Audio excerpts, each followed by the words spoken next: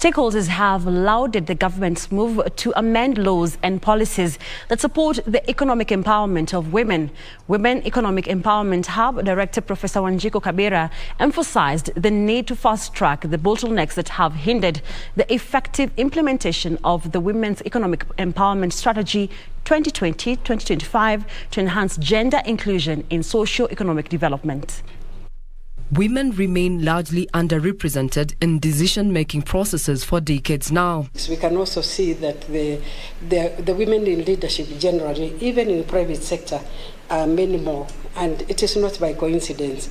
It's because of the steady, if you like, discussion and debate at the national level and at the county level. The Women Economic Empowerment Hub is banking on the formulation of the national policy on women economic empowerment to correct this.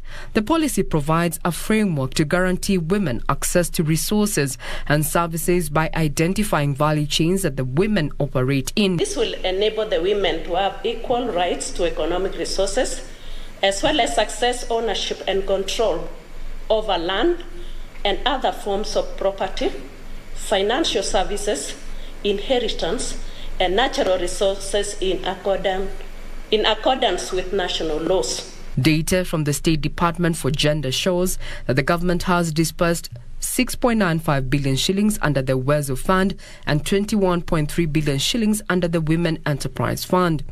We hope that civil society organizations and women collectives will pick up some of these recommendations and advocate for their uptake, and that therefore our country can adopt gendered fiscal reforms. And by extension, resources will be allocated to programs that benefit vulnerable men, women, youth, and people differently enabled. We believe that the more women that get into the same mainstream, and that is really the theory about the affirmative action, that the more women that get into the mainstream in terms of economic empowerment, the more power they have, to negotiate the space, even if one person has come up with the idea. According to Women Economic Empowerment Hub Director Professor Wanjiku Kabira, gender equality and empowerment will be only achieved if national, regional and international actors break the existing biases against women and girls that are responsible for creating barriers to the success of women in many spheres of the public life.